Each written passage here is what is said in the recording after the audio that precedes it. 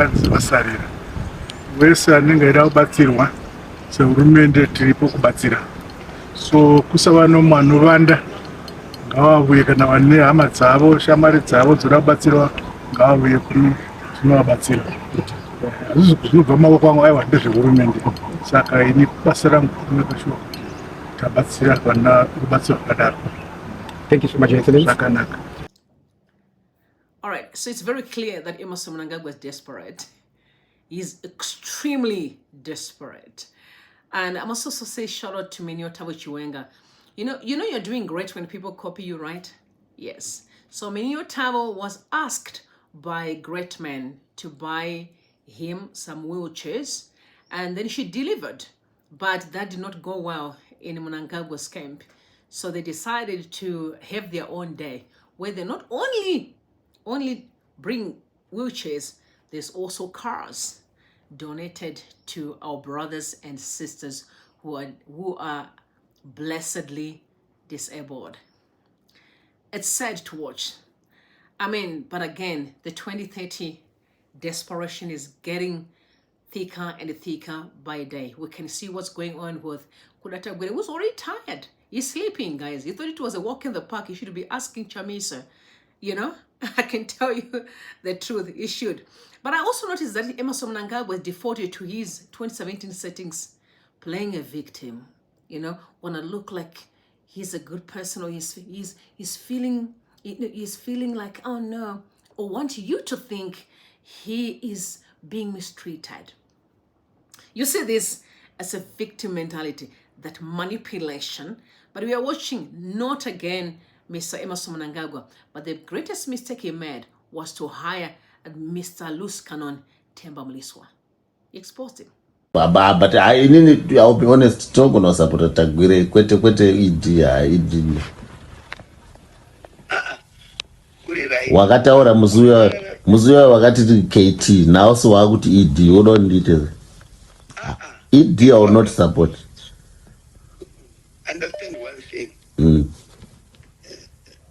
Uyu akaibata hapana kuu inombofanya katika muZimbabwe nekuti ukaona nhasi masoja anopiwa 100 cars ndeza kuda idzodzo vana PV vachisaluta. PV izipra haisi zanla.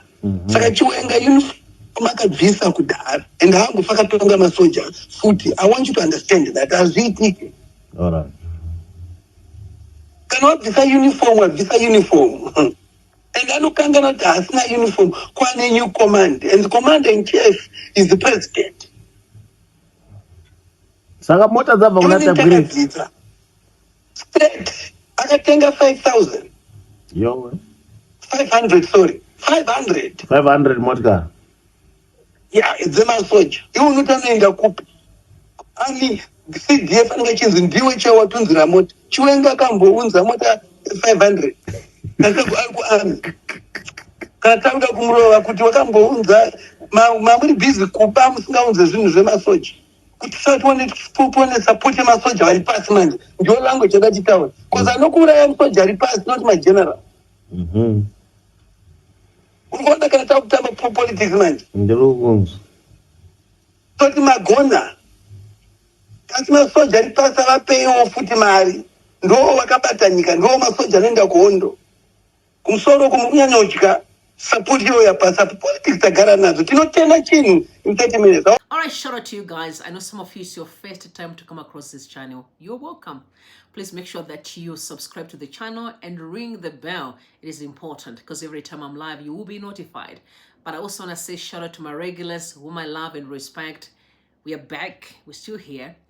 And please note, we are almost there. I promise. I know very soon we're all going to be cheering up as we'll be, you know, sharing a glass of wine, non-alcoholic. Okay.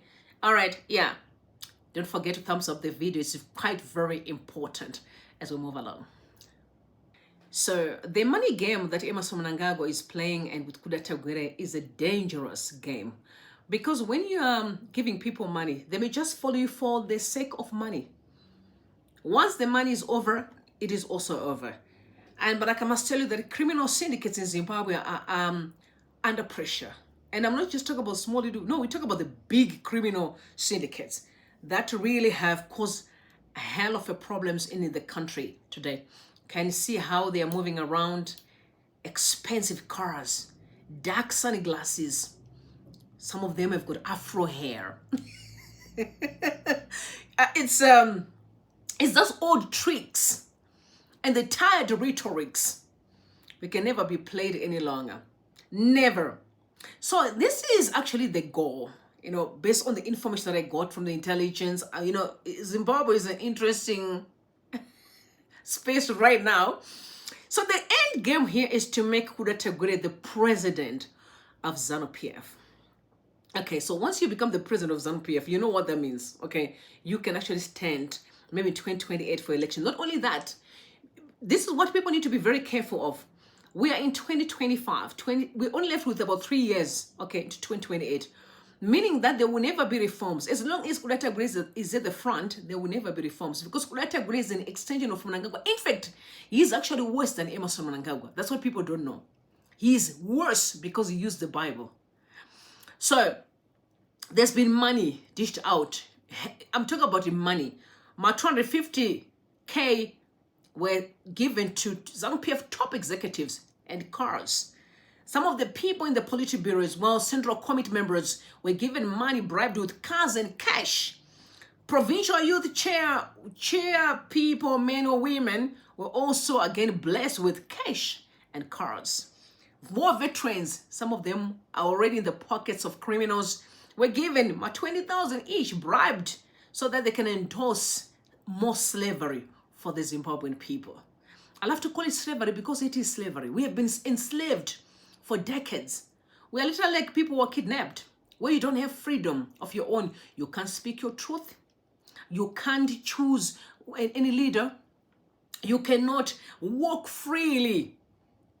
You can't discuss anything has to do with your suffering. That is slavery, extension of slavery. It is quite very sad to watch. And for many people who think this is a joke, I'm not. He wants to be the president.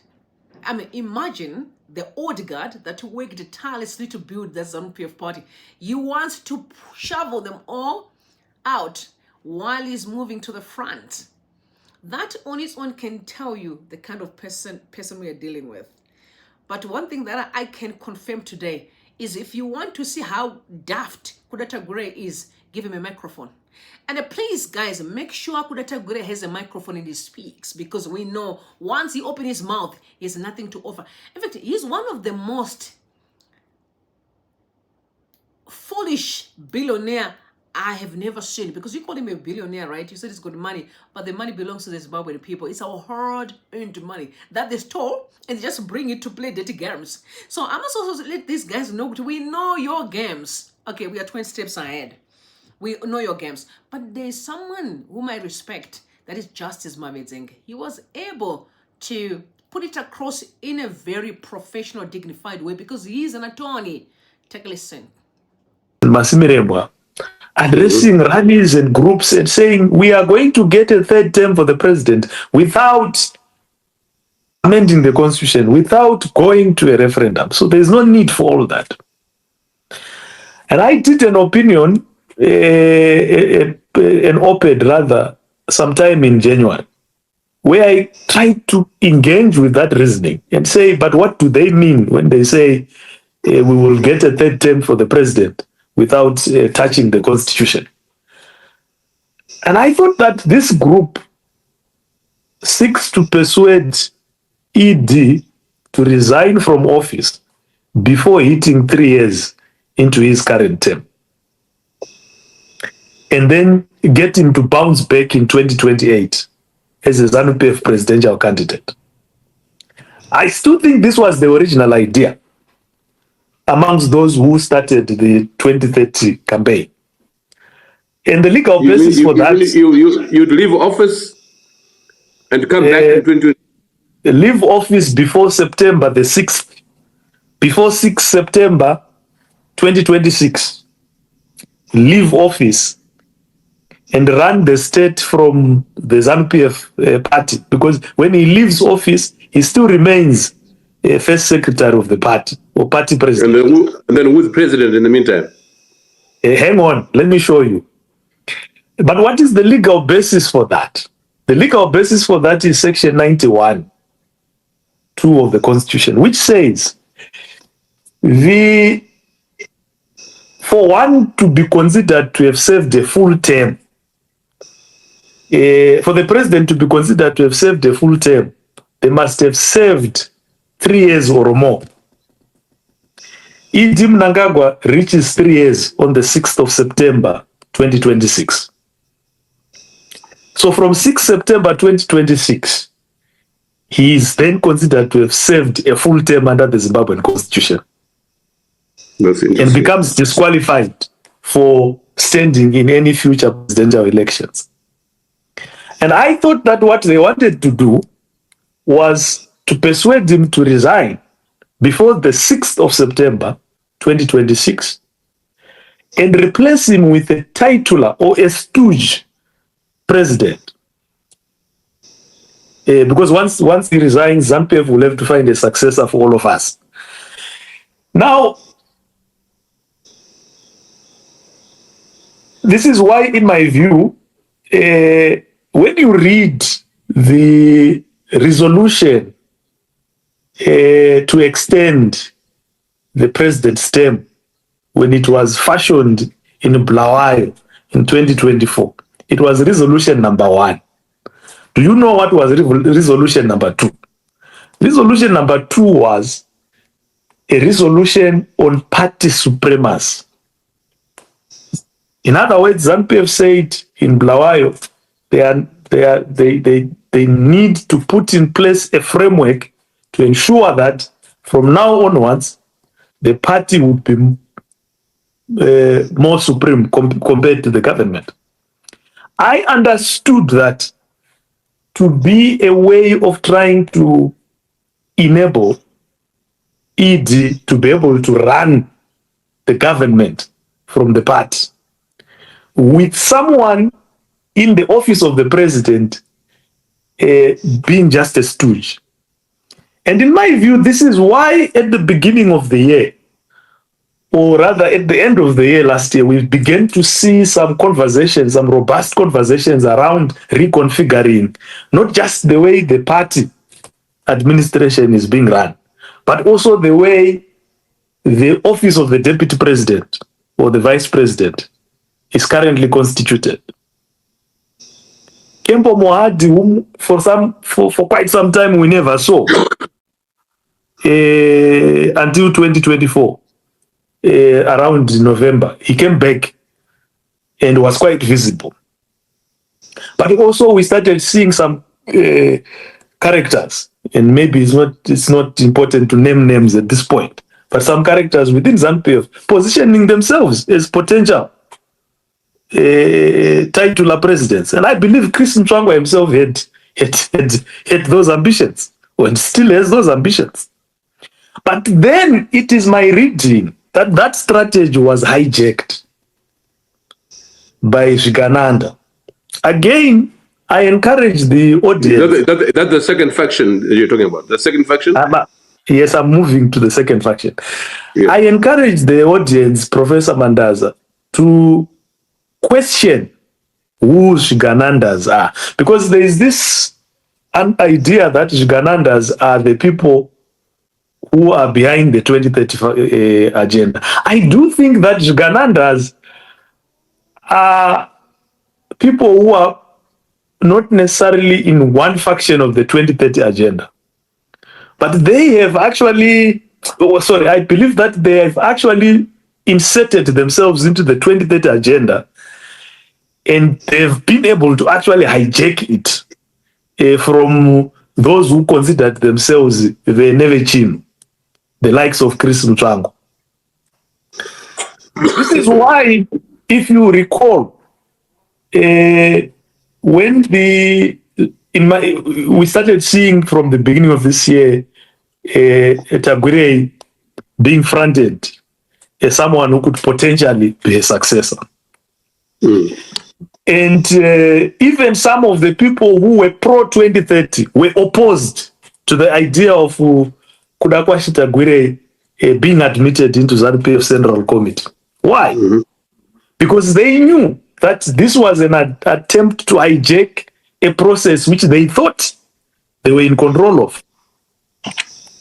And unfortunately, it appears that they've to some extent lost the battle, because Kudakwashika Tagwirei is now part of the Central Committee.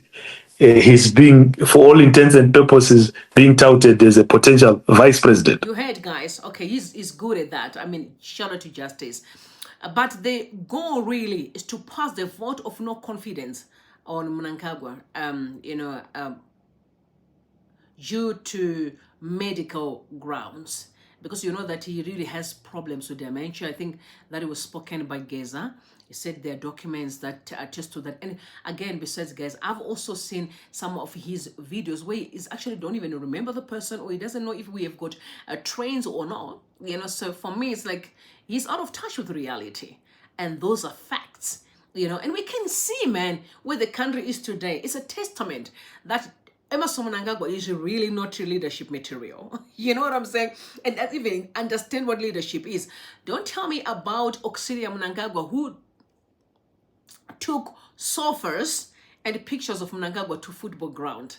Guys, honestly, these are all signs that I don't know where we're going. It's like a mental institution that we're part of right now, right? But you must also not forget, the most powerful part is that Shawnee Mnangagwa is in the military. So Mnangagwa may be playing a long game. Don't forget the monies that were looted in the country. Yeah, it may be a long game. And that's one of the reasons why they were pushing Kudeta Tagwirei in, because they know that any person outside of Kudeta Tagwirei will come after them for the money that was stolen in the country.